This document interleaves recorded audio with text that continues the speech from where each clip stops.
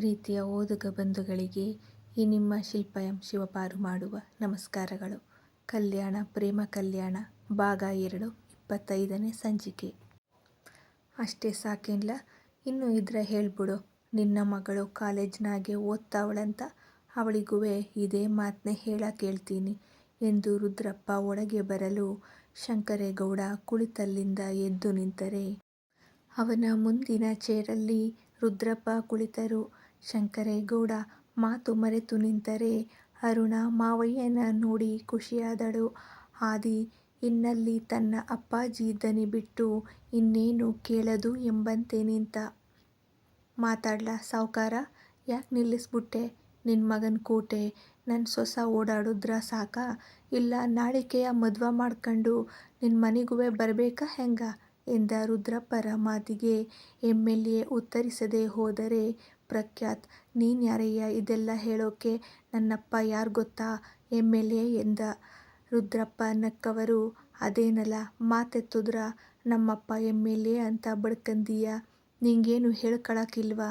ಇಲ್ಲಿ ನಿಮ್ಮಪ್ಪಂಗ ಹೆಣ್ ನೋಡ್ತಾ ಇದಾವ ನಾವು, ಎಮ್.ಎಲ್.ಎ. ಹೆಸರು ಹೇಳಾಕ?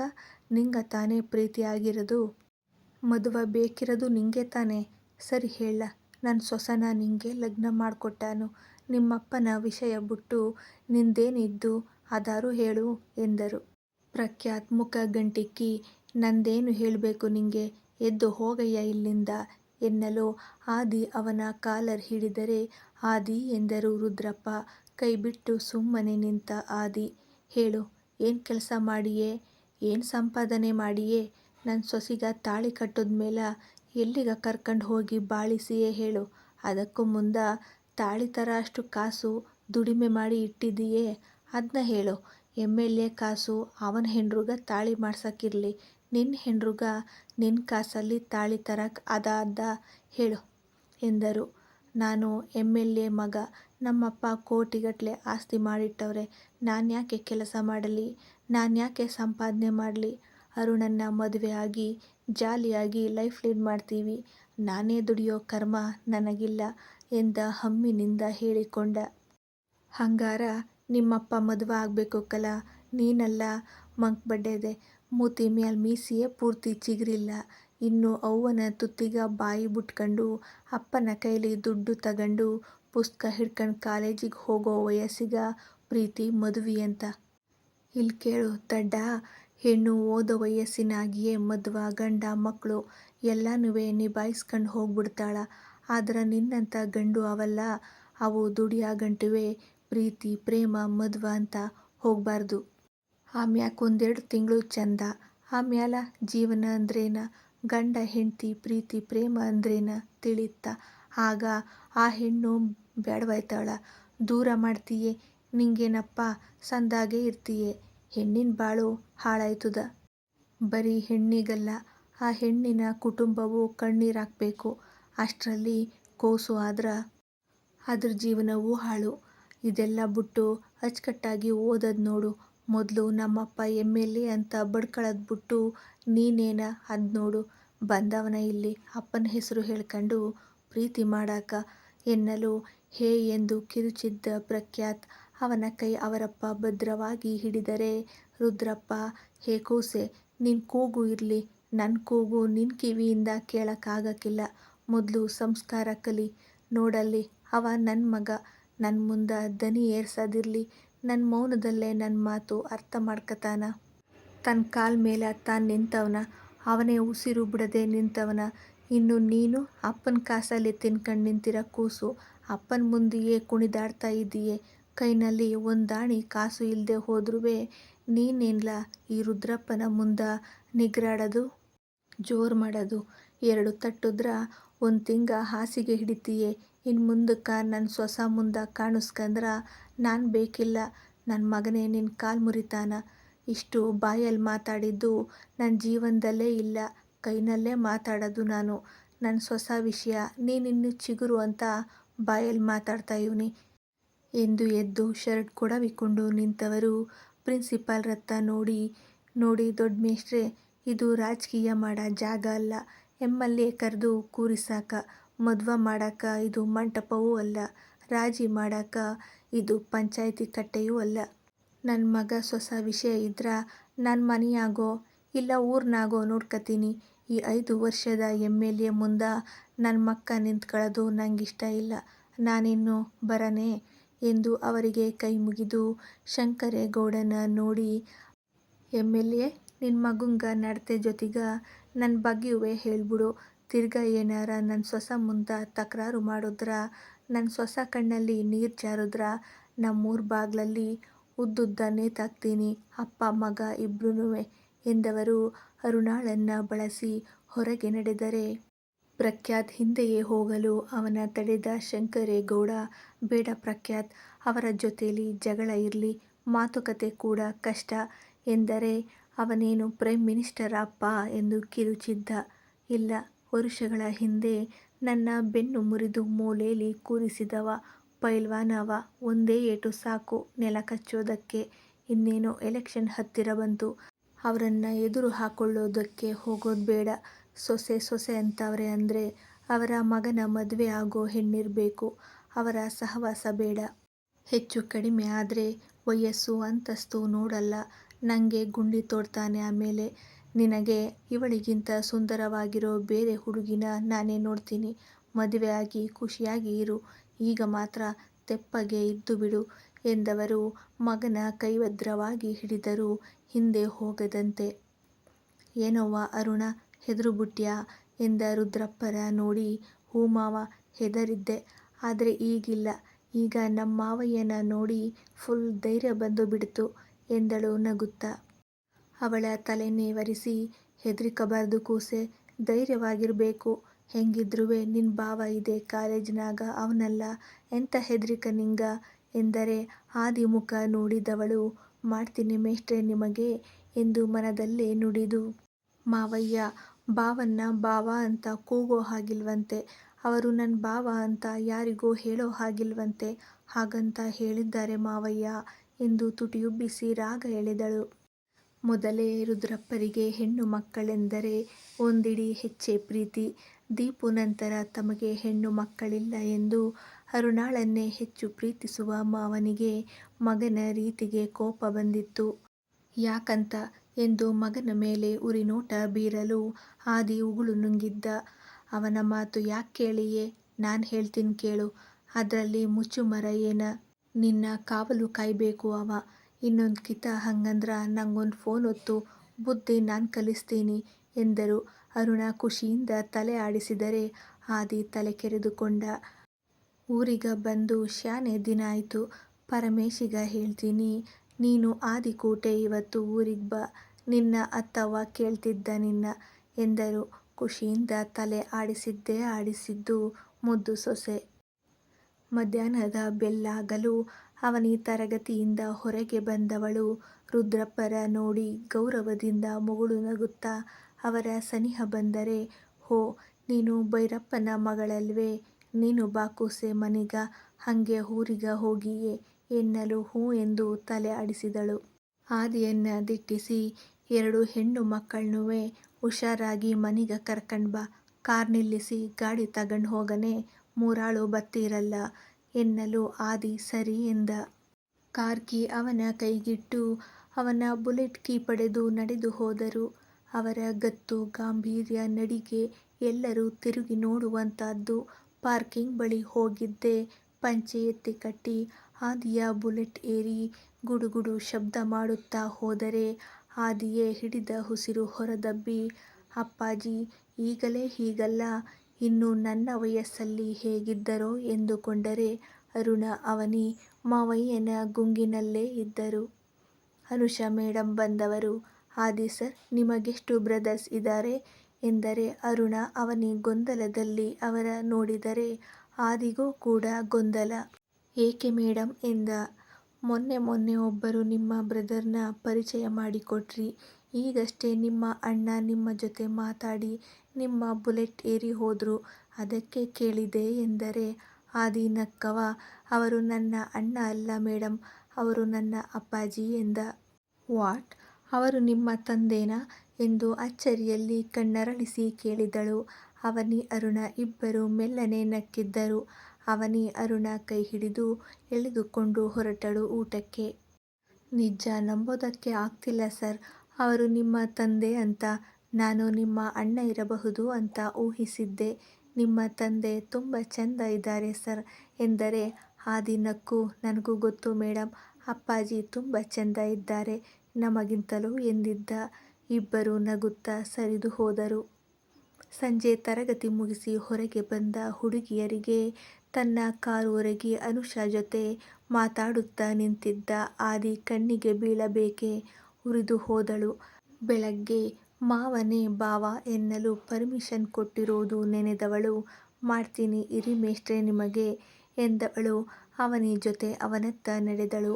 ಅರುಣ, ಸರ್ ಮೇಡಮ್ ಜೊತೆ ಮಾತಾಡ್ತಾ ಇದ್ದಾರೆ, ನಾವು ಸ್ವಲ್ಪ ಹೊತ್ತು ಬಿಟ್ಟು ಹೋಗೋಣ, ಅವರಿಗೆ ತೊಂದರೆ ಆಗಬಹುದು ಎಂದರೆ. ಎಂಥ ತೊಂದರೆ? ಅವರೇನು ಹೊಸದಾಗಿ ಮದುವೆ ಆಗಿರೋ ಜೋಡಿಯಲ್ಲ, ಒಂದೇ ಕಾಲೇಜ್ನಲ್ಲಿ ಪಾಠ ಮಾಡೋ ಲೆಕ್ಚರರ್ ಅಷ್ಟೇ, ಸುಮ್ನೆ ಬಾ ಎಂದು ಎಳೆದುಕೊಂಡು ಹೋದರೆ. ಇವಳ ವರ್ತನೆ ವಿಚಿತ್ರ ಅನಿಸಿತು ಅವನಿಗೆ. ಆದರೂ ಸುಮ್ಮನೆ ಜೊತೆ ನಡೆದಳು. ಬಾವಾ ಎಂದು ನುಲಿದು ಕೂಗಿದವಳ ವರಸೆಗೆ ಆದಿ ಅಚ್ಚರಿಪಟ್ಟರೆ ಅವನಿ ವಿಚಿತ್ರವಾಗಿ ನೋಡಿದಳು. ಅನುಷಾಗೂ ಶಾಕ್. ಸ್ಟೂಡೆಂಟ್ ಲೆಕ್ಚರರ್ನ ಬಾವ ಎನ್ನುವಳು ಎಂದು. ಆದಿ ಪ್ರತಿಕ್ರಿಯಿಸದೆ ಹೋದಾಗ, ಬಾವ ಯಾಕೀಗೆ ನಿಂತ್ರಿ, ಹೊರಡೋಣ ಬನ್ನಿ ಬಾವ, ಅತ್ತೆ ಕಾಯ್ತಾ ಇರ್ತಾರೆ ಎಂದು ಮೃದುವಾಗಿ ಆದಿ ತೋಳು ಹಿಡಿದವಳ ಪರಿಗೆ. ಆದಿ ರೆಪ್ಪೆ ಬಡಿಯದೆ ಅವಳನ್ನೇ ನೋಡಿದ್ದ. ಬಾವಾನ ಅನುಷಾ ಗೊಂದಲದಲ್ಲಿ ಕೇಳಿದರೆ ಆದಿಗೂ ಮುನ್ನ ತಾನೇ ಉತ್ತರಿಸಿದಳು. ಹೌದು ಮೇಡಮ್, ನಾನು ಇವರ ಮಾವನ ಮಗಳು, ಇವರು ನನ್ನ ಬಾವ. ಬೆಳಗ್ಗೆ ನಮ್ಮ ಮಾವ ತುಂಬ ದಿನ ಆಯಿತು ಮನೆಗೆ ಬಂದು, ಬಾವನ ಜೊತೆ ಮನೆಗೆ ಬಾ ಸೊಸೆ, ಅತ್ತೆ ನಿನ್ನ ತುಂಬ ಕೇಳ್ತಾ ಇದ್ದಾರೆ ಅಂತ ಹೇಳಿ ಹೋಗಿದ್ದಾರೆ. ಈಗ ಬಾವನ ಜೊತೆ ಮಾವನ ಮನೆಗೆ ಹೋಗ್ತಾ ಇದ್ದೀನಿ ಎಂದವಳು ಇನ್ನೂ ಆದಿಯ ಕೈ ಬಿಟ್ಟಿಲ್ಲ. ಅವನಿ ಯಾವುದೋ ಅದ್ಭುತ ನೋಡಿದಂತೆ ನೋಡುತ್ತಾ ನಿಂತು ಬಿಟ್ಟಿದ್ದಳು. ಆದಿ ಸರಂದೆ ಉರಿದು ಬೀಳುವವಳು ಇಷ್ಟು ವಿಚಿತ್ರವಾಗಿ ಯಾಕೆ ಆಡ್ತಾ ಇದ್ದಾಳೆ ಎಂಬಂತೆ. ಅನುಷಾ ನಕ್ಕವರು, ಓ ಹೌದಾ, ಸರಿ, ನಿಮಗೆ ತಡ ಆಗಬಹುದು, ಹೊರಡಿ ಎಂದವರು ಅವನಿಯತ್ತ ನೋಡಲು. ಅವರು ನಮ್ಮ ಇನ್ನೊಬ್ಬ ಮಾವನ ಮಗಳು ಉತ್ತರಿಸಿದ್ದ ಆದಿ. ಹೋ, ಎಷ್ಟು ಜನ ಮಾವ ಇದ್ದಾರೆ ಸರ್ ನಿಮಗೆ? ಹಾಗೆ ಈ ಕಾಲೇಜಿನಲ್ಲಿ ಎಷ್ಟು ಜನ ಮಾವನ ಮಕ್ಕಳು ಇದ್ದಾರೆ ಎಂದು ಹಾಸ್ಯವಾಗಿ ಕೇಳಿ ನಗಲು. ಸದ್ಯಕ್ಕೆ ಇಬ್ಬರು ಮಾವ ಇದ್ದಾರೆ, ಇಬ್ಬರು ಮಾವನ ಮಕ್ಕಳು ನಮ್ಮ ಕಾಲೇಜ್ನಲ್ಲಿದ್ದಾರೆ ಮೇಡಮ್ ಎಂದು ತಾನು ಕೂಡ ನಗುತ್ತಾ ಹೇಳಿದ್ದ. ಬಳಸಿದ್ದ ತೋಳಿಗೆ ಚಿವುಟಿ ಬಿಟ್ಟಳು ಅರುಣ. ಅವ ಮೇಡಮ್ ಜೊತೆ ನಗುತ್ತಾ ಮಾತಾಡಿದ್ದು ಸಹಿಸಲಾಗದೆ ತಟ್ಟನೆ ಅವಳತ್ತ ಹುಬ್ಬುಗಂಟಿಕ್ಕಿ ನೋಡಿದ ಆದಿ. ಮುಖ ತಿರುಗಿಸಿ ನಿಂತಳು. ಓಕೆ ಸರ್, ಬಾಯ್ ಎಂದು ಅನುಷಾ ಸ್ಕೂಟಿ ಏರಿ ಹೊರಟರೆ ಆದಿ ಕೈ ಒದರಿ ನಿಂತಳು. ಅರುಣ, ತಲೆ ಕೆಟ್ಟಿದೆಯಾ ನಿಂಗೆ, ಯಾಕೆ ಚಿವುಟಿದೆ ಎಂದ. ಅಯ್ಯೋ ಬನ್ನಿ ಮೇಷ್ಟ್ರೆ, ಏನೋ ಚಾಕು ತಂದು ಚುಚ್ಚಿದೆ ಅನ್ನೋ ಹಾಗೆ ಆಡಬೇಡಿ ಎಂದವಳು ಅವನ ಸರಿಸಿ ಹಿಂದಿನ ಸೀಟಿನಲ್ಲಿ ಕುಳಿತು, ಬಾರೆ ಅವನಿ ಎಂದು ಅವಳನ್ನು ಕೂರಿಸಿಕೊಂಡಳು. ಆದಿ ಹುಬ್ಬು ತೀಡಿಕೊಂಡು ಕಾರತ್ತಿ ಕುಳಿತ. ದಾರಿಯುದ್ದಕ್ಕೂ ಅವನಿಯನ್ನ ತಾನೇ ಮಾತಿಗೆ ಎಳೆಯುವವಳು ಆಗಾಗ ಮಿರರ್ನಲ್ಲಿ ಆದಿಯ ಮುಖ ನೋಡುತ್ತಿದ್ದರೆ ಇವಳ ವಿಚಿತ್ರ ವರ್ತನೆಗೆ ಅವ ಕೂಡ ಆಗಾಗ ಮಿರರ್ನಲ್ಲಿಯೇ ಅವಳತ್ತ ನೋಡುತ್ತಿದ್ದ. ಇಬ್ಬರ ದೃಷ್ಟಿಗಳು ಆಗಾಗ ಸಂಗಮಿಸುತ್ತಿದ್ದರೆ ಅವನಿ ನೋಡಿಯೂ ನೋಡಿಲ್ಲದಂತೆ ಕುಳಿತಿದ್ದವಳ ಮನದಲ್ಲಿ ಆರ್ಯನ ತುಂಟ ಕಣ್ಣುಗಳೇ ನೆನಪಾಗುತ್ತಿದ್ದವು. ಈಗ ಅವರ ಮನೆಗೆ ಹೋಗ್ತಾ ಇದ್ದೀನಿ, ಅವರು ಎದುರಾದ್ರೆ ಎಂದು ನೆನೆದವಳ ಮನದಲ್ಲಿ ಖುಷಿಯ ಜೊತೆ ಸಣ್ಣ ಭಯವೂ ಇತ್ತು. ಅವನ ತುಂಟಾಟ ನೆನಪಾಗಿ ಕಾರ್ ಮನೆ ಮುಂದೆ ನಿಂತದ್ದೇ ತಡ. ಅವನಿ ಜೊತೆ ಇಳಿದವಳು. ಬಾಗಿಲಿನಿಂದಲೇ ಅತ್ತೆ ಎಂದು ಕೂಗುತ್ತಾ ಒಳಗೆ ಓಡಿ ಬಂದವಳು ಎದುರಾದ ಸಪ್ತರನ್ನ ಅಪ್ಪಿದರೆ. ಈ ಅತ್ತೆ ನೆನಪು ಮಾವ ಹೇಳಿದ್ಮೇಲೆ ಆಯ್ತೇನೋ ಅಲ್ವಾ ಅರುಣ? ಸೊಸೆಯ ದುಂಡು ಕೆನ್ನೆ ಹಿಂಡಿ ಕೇಳಿದರು. ಅಯ್ಯೋ ಅತ್ತೆ, ನಿಮ್ಮನ್ನ ಮರೆತರೆ ಅಲ್ವಾ ನೆನಪಾಗೋದು, ನೀವು ನನ್ನ ಬೆಸ್ಟ್ ಅತ್ತೆ ಎಂದವಳು ಅವರ ಮುಂದೆ ಪುಟ್ಟ ಹುಡುಗಿಯೇ. ಅವನಿ ಅವರ ಬಾಂಧವ್ಯ ನೋಡುತ್ತಾ ನಿಂತಿದ್ದಳು. ಅತ್ತ ದೃಷ್ಟಿ ಹರಿಸಿದವರು, ಅರೆ ಅವನಿ, ಅಲ್ಲಿಯೇ ಯಾಕೆ ನಿಂತೆ, ಬಾ ಅವರು ಫೋನ್ ಮಾಡಿ ಹೇಳಿದ್ರು ನೀವಿಬ್ರು ಬರ್ತೀರಾ ಅಂತ. ಹೋಗಿ ಇಬ್ಬರು ಕೈಕಾಲು ಮುಖ ತೊಳೆದು ಬನ್ನಿ, ಕಾಫಿ ಮಾಡ್ತೀನಿ ಎಂದರು. ಪರವಾಗಿಲ್ಲ, ನಾನು ಹೊರಡ್ತೀನಿ, ತಡ ಆಗಬಹುದು. ಅವನಿಗೆ ಮುಜುಗರ. ಇನ್ನೂ ಕುಳಿತೇ ಇಲ್ಲ, ಆಗಲೇ ಹೊರಡೋ ಮಾತ್ಯಾಕೆ? ಈಗಷ್ಟೇ ಭಾಗ್ಯನಿಗೆ ಫೋನ್ ಮಾಡಿದ್ದೆ, ಅಲ್ಲೇ ಉಳಿಸ್ಕೊಳ್ಳಿ ಬೇಕಿದ್ರೆ ಅಂದಿದ್ದಾಳೆ. ನೀನು ನೋಡಿದ್ರೆ ಹೋಗ್ತೀನಿ ಅಂತೀಯಲ್ಲ. ಅರುಣ, ಅವನಿಗೆ ಕರೆದುಕೊಂಡು ಹೋಗು, ಮುಖ ತೊಳೆದು ಬರಲಿ ಎನ್ನಲು ಅರುಣ ಅವಳ ಕೈ ಹಿಡಿದು ಬಚ್ಚಲು ಮನೆಯತ್ತ ನಡೆದಳು. ಆದಿ ಬಂದವ ಅಮ್ಮನ ಲಘುವಾಗಿ ಬಳಸಿ, ಅಮ್ಮ, ಇವತ್ತು ಅಪ್ಪಾಜಿ ಕಾಲೇಜಿಗೆ ಬಂದಿದ್ರಲ್ಲ, ಎಲ್ಲರೂ ಅವರನ್ನು ಹೇಗೆ ನೋಡ್ತಾ ಇದ್ರು ಗೊತ್ತಾ? ಕಾರ್ ನಿಲ್ಲಿಸಿ ಬುಲೆಟ್ನಲ್ಲಿ ಹೋಗೋ ಸ್ಟೈಲ್ ನೋಡಿ ನಮ್ಮ ಲೆಕ್ಚರರ್ ಒಬ್ಬರು, ಆದಿ ಸರ್ ನಿಮ್ಮ ಅಣ್ಣನ ಅವರು ಅಂತ ಕೇಳಿದ್ರು. ಇಲ್ಲ ಅಪ್ಪ ಅಂತ ಹೇಳಿದ್ದಕ್ಕೆ ಆಶ್ಚರ್ಯಪಟ್ರು. ಈಗಲೂ ಅಪ್ಪಾಜಿಗೆ ನಾವು ಮಕ್ಕಳಂದ್ರೆ ನಂಬೋದೇ ಇಲ್ಲ. ಹುಷಾರು ಅಮ್ಮ, ಯಾರಾದರೂ ಹುಡುಗಿ ರುದ್ರಪ್ಪನ ಮದುವೆ ಆಗ್ತೀನಿ ಅಂತ ಬಂದರೆ ನಿಮಗೆ ಕಷ್ಟ ಎಂದು ನಗಲು, ತರ್ಲೆ, ಚಿಕ್ಕೋನ್ ಜೊತೆ ಸೇರಿ ನೀನು ಅವನ ಬುದ್ಧಿಯೇ ಕಲಿತೆ ನೋಡು, ಅಪ್ಪನ್ನ ರೇಗಿಸೋದು, ನನ್ನೇ ಕಾಡೋದು ಎಂದು ಕೆನ್ನೆ ಮೃದುವಾಗಿ ತಟ್ಟಿದರೆ, ನಿಜ ಅಮ್ಮ, ಎಲ್ಲ ಹೇಗೆ ನೋಡ್ತಾ ಇದ್ರು ಗೊತ್ತಾ? ಬೇಕಿದ್ರೆ ನಿನ್ನ ಮುದ್ದು ಸೊಸೆ ಕೇಳು, ಹೇಳ್ತಾಳೆ ಎಂದ. ಅರುಣ ಅವನೇ ಬಂದಾಗ ಸಪ್ತರ ಹಿಂದಿನಿಂದ ಬಳಸಿ ನಿಂತಿದ್ದ ಆದಿ ಮುಖದಲ್ಲಿ ಚಂದದ ಮುಗುಳು ನಗೆ ನೋಡಿ ಅರುಣ ಕೆನ್ನೆ ಮೇಲೆ ಕೈ ಹೊತ್ತು ನೋಡುತ್ತಾ ನಿಂತವಳು, ಈ ಮೇಷ್ಟ್ರು ಯಾವಾಗಲೂ ಹೀಗೆ ನಗ್ತಾ ಇರೋದಕ್ಕೆ ಏನೋ ಎಂದು ಯೋಚಿಸಿದರೆ, ಆದಿ ಅವಳ ನೋಡಿ ಇವತ್ತು ತುಂಬ ವಿಚಿತ್ರವಾಗಿ ಆಡ್ತಾ ಇದ್ಲು ಇವಳು. ಬಾವ ಬಾವ ಅಂತ ಅನುಷಾ ಮೇಡಮ್ ಮುಂದೆ ಅದೆಷ್ಟು ನುಲಿದಳು ಎಂದು ಯೋಚಿಸಿದವನಿಗೆ ಈಗ ಫ್ಲ್ಯಾಶ್ ಆಯಿತು. ಅವರು ಇರುವಷ್ಟು ಹೊತ್ತು ಮಾತ್ರ ಬಾವ ಬಾವ ಎಂದು ರಾಗ ಎಳೆದು ತನ್ನ ಒತ್ತಿ ನಿಂತವಳು. ಅವರು ಹೋಗಿದ್ದೇ ತಡ ಸರಿದು ನಿಂತು ಮೇಷ್ಟ್ರೇ ಎಂದಳು ಎಂದು. ಅಂದ್ರೆ ಅನುಷಾ ಮೇಡಮ್ ಮುಂದೆ ಮಾತ್ರ ಯಾಕೆ ಹೀಗಾಡಿದ್ದು? ಹೋ, ನಾನು ಅವರ ಜೊತೆ ಹೆಚ್ಚು ಮಾತಾಡ್ತೀನಿ ಅಂತಲಾ? ಜಲಸ್ ಫೀಲ್ ಆಗತ್ತಾ ಇವಳಿಗೆ? ನೆನೆದೇ ಖುಷಿಯಾಯ್ತು ಹುಡುಗನಿಗೆ. ಈಗ ಕಾಡುವ ಸರದಿಯಲ್ಲಿ ತಾನು ನಿಂತವ, ಅಮ್ಮ, ನಮ್ಮ ಕಾಲೇಜ್ನಲ್ಲಿ ಅನುಷಾ ಮೇಡಮ್ ಅಂತೊಬ್ರು ಇದ್ದಾರೆ, ತುಂಬ ಒಳ್ಳೆ ಲೆಕ್ಚರರ್, ನಮ್ಮ ಹಳ್ಳಿ ಇಷ್ಟವಂತೆ, ಒಮ್ಮೆ ಹಳ್ಳಿಗೆ ನಮ್ಮ ಮನೆಗೆ ಬರ್ತೀನಿ ಅಂತಿದ್ರು ಎಂದವ ಓರೆಗಣ್ಣಲ್ಲಿ ಅರ್ನಾಳ ನೋಡಿದ್ದ. ದುಪ್ಪಟ್ಟ ಮುಷ್ಟಿಯಲ್ಲಿ ಹಿಡಿದವಳ ತುಟಿಗಳು ಹುಸಿ ಮುನಿಸಲ್ಲಿ ಬಾಗಿದ್ದವು. ಅದಕ್ಕೇನಂತೆ, ಕರೆದುಕೊಂಡು ಬಾ ಎಂದವರು ಆದಿ ಕೈ ಸರಿಸಿ ಅಡುಗೆ ಮನೆಯತ್ತ ನಡೆದರು. ಆದಿ ನಗುತ್ತಾ ಬಚ್ಚಲು ಮನೆಯತ್ತ ನಡೆದ. ಅರುಣ ಮೂತಿ ತಿರುಗಿಸಿದವಳು ಅಜ್ಜಿ ತಾತನ ಜೊತೆ ಮಾತಿಗೆ ಕುಳಿತಳು. ಅವನಿ ಕೇಳಿದಷ್ಟಕ್ಕೆ ಉತ್ತರಿಸುತ್ತಾ ಕುಳಿತಳು. ಆಕಾಶ್ ಮನೆ ತಲುಪಿದವ ಅರುಣ ಅವನಿ ಜೊತೆಯಾದ. ಆದಿಯೂ ಜೊತೆ ಕುಳಿತ. ಮಲ್ಲವ್ವ ಕಾಫಿ ತಂದರೆ ಸಪ್ತರು ಬಿಸಿ ಬಿಸಿ ಪಕೋಡ ಹಿಡಿದು ಬಂದಿದ್ದರು.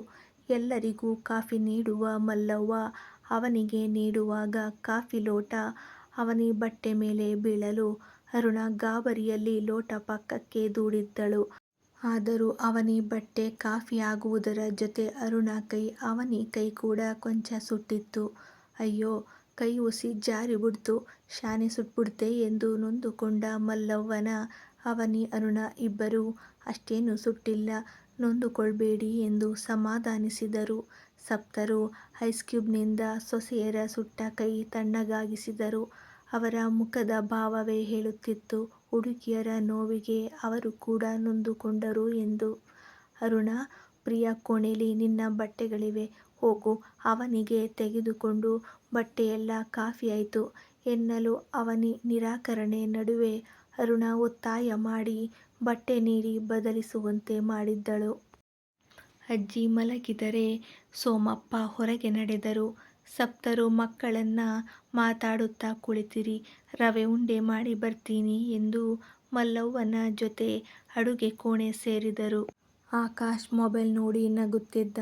ಆದಿ ಅರುಣ ಕಡೆ ನೋಡಿ ಬರ್ನಾಲ್ ಹಿಡಿದು ಅವನಿ ಕೈಗೆ ಹಚ್ಚಿ ತನ್ನ ಕೈಗೂ ಹಚ್ಚಿಕೊಳ್ಳುತ್ತಿದ್ದಳು. ಪರ್ವಾಗಿಲ್ಲ, ಎಲ್ಲರ ನೋವಿಗೂ ಸ್ಪಂದಿಸ್ತಾಳೆ, ಇನ್ನೇನು ಬೇಕು ಎಂದುಕೊಂಡಿದ್ದ. ಅವನಿ ಫೋನ್ ರಿಂಗ್ ಆಗಲು ಮಾತಾಡುತ್ತಾ ಬಾಗಿಲತ್ತ ನಡೆದರೆ ಆರ್ಯ ವಿಷಲ್ ಹಾಕುತ್ತಾ ದಾಡಿ ತೀಡುತ್ತಾ ಒಳಗೆ ಬರುತ್ತಿದ್ದ. ಅವನ ನೋಡಿ ಫೋನ್ ಕಟ್ ಮಾಡಿ ರೆಪ್ಪೆ ಬಾಗಿಸಲು ಕಣ್ಣರಳಿಸಿ ನೋಡುತ್ತಾ ಇನ್ನಷ್ಟು ಹತ್ತಿರ ಬಂದವ. ನಂಗೇನಾದ್ರೂ ಮರವಿನ ಕಾಯಿಲೆ ಬಂದುಬಿಟ್ಟಿದ್ದ ಶಿವನೇ ಎಂದು ಕೈಕಟ್ಟಿ ಅವನಿಯನ್ನೇ ನೋಡಿದವ. ನಂಗೂ ನಿಂಗೂ ಮದುವೆ ಆಗಿ ಎಷ್ಟು ವರ್ಷ ಆಯಿತು? ನಮಗೆಷ್ಟು ಮಕ್ಕಳು? ಮಕ್ಕಳು ಎಲ್ಲಿ ಈಗ ಎಂದ. ಹಾ ಎಂದು ಗಾಬರಿಯಲ್ಲಿ ಅವನ ಮುಖ ನೋಡಿದವಳ ನೋಡಿ ಏನಾಯ್ತು, ಮದುವೆ ಮಾತ್ರ ಆಗಿರದ, ನಮಗಿನ್ನೂ ಮಕ್ಕಳಾಗಿಲ್ವಾ? ಹೋಗ್ಲಿ ಬಿಡು, ನಿಧಾನಕ್ಕಾಯ್ತವ. ನಿಮ್ಮತ್ತೆ ಮಾವ ಭಾರಿ ಒಳ್ಳೆಯವರು, ಏನು ಅನ್ನಕ್ಕಿಲ್ಲ ಎಂದರೆ ಅವನಿ ಇನ್ನಷ್ಟು ಗಾಬರಿಯಾದರೆ ಅರುಣ ಬಂದವಳು ಹಾಯ್ ಬಾವ ಎಂದಳು. ಓ, ದೊಡ್ಡವನಿಗೂ ಮದುವೆ ಆಯ್ತಾ ಎಂದ. ಏ ಬಾವ, ಏನು ಮಾತಾಡ್ತಾ ಇದ್ದೀರಾ ಎಂದಳು ಹುಬ್ಬು ಗಂಟಿಕ್ಕಿ ಅವನ ತಲೆಬುಡ ಇಲ್ಲದ ಮಾತಿಗೆ. ಏನಾಯ್ತು ಎಂದು ಆಕಾಶ್ ಕೇಳಲು ಅವನ ನೋಡಿದವ. ಓ, ನೀನಿನ್ನೂ ಅಷ್ಟುದ್ದವೇ ಇದೆಯಲ್ಲ ಬಡೆದೆ, ಬೆಳಿಲಿಲ್ವಾ? ನೀನು ಹಿಂಗಾದ್ರ ಹೆಣ್ಣು ಎಲ್ಲಿ ನೋಡೋದು ನಿಂಗ ಎಂದರೆ, ಹೇ ಹೋಗಣ್ಣ, ನಿನ್ನ ಮಾತು ಕೇಳಿ ನನಗೆ ಹುಚ್ಚು ಹಿಡಿತಿದೆ ಎಂದು ಒಳಗೆ ನಡೆದ. ಬಾವ, ನಿಮ್ಗೇನೋ ಆಗಿದೆ ಎಂದ ಅರುಣ. ಅವನಿ ಬಾ ಒಳಗೆ ಎಂದು ಒಳಗೆ ನಡೆದಳು. ಹೇ ನನ್ನ ಹೆಂಡ್ತಿ ಕೈ ಬಿಡು ನಾದ್ನಿ ಎಂದವನ ಭುಜಕ್ಕೆ ಆದಿ ಕೊಟ್ಟಿದ್ದ ಒಂದು ಪೆಟ್ಟು. ಏನ್ ದೊಡ್ಡೋನೆ, ನಿನ್ನ ಹೆಂಡ್ತಿನ ಕಂಟ್ರೋಲ್ನಲ್ಲಿ ಇಟ್ಕೋ, ನೋಡಲ್ಲಿ ನನ್ನ ಹೆಂಡ್ತಿನ ಎಳ್ಕಂಡು ಹೋಯ್ತಾವಳ ಎಂದರೆ ಅವನ ತಲೆಗೆ ಒಂದು ಮುಟಕಿದವ. ಸಾಕು, ಹಗಲುಗನಸು ಕಂಡಿದ್ದು, ನಿಂಗಿನ್ನೂ ಮದುವೆ ಆಗಿಲ್ಲ ಚಿಕ್ಕೋನೆ. ಆ ಹುಡುಗಿ ಇನ್ನೂ ಈ ಮನೆ ಸೊಸೆ, ನಿನ್ನ ಹೆಂಡ್ತಿ ಆಗಿಲ್ಲ. ಇವತ್ತಿನ ಮಟ್ಟಿಗೆ ಮನೆಗೆ ಬಂದಿದ್ದಾಳೆ, ಅದು ಅಪ್ಪಾಜಿ ಆಹ್ವಾನದ ಮೇರೆಗೆ ಎಂದರೆ, ಅಯ್ಯೋ ಸ್ವರ್ಗ ಹಂಗೆ ರಪ್ಪಂತ ಪಾಸಾಗೋಯ್ತು ದೊಡ್ಡೋನೆ. ಆದರೂ ಪರವಾಗಿಲ್ಲ ಬಿಡು, ನಮ್ಮ ಕುಳ್ಳಿನ ಒಸಿ ವಿಚಾರಿಸ್ಕತೀನಿ ಎಂದು ಕೆಳತುಟಿ ಕಚ್ಚಿ ನಗುತ್ತಾ ಪಂಚೆ ಬಿಗಿ ಮಾಡುತ್ತಾ ಒಳ ನಡೆದ. ಮುಂದುವರಿಯುವುದು. Thank you. ಕತೆ ಇಷ್ಟವಾಗ್ತಿದ್ರೆ ಓದಿ ವಿಮರ್ಶೆ ಮಾಡಿ, ಸಬ್ಸ್ಕ್ರೈಬ್ ಮಾಡಿ ಪ್ರೋತ್ಸಾಹಿಸಿ.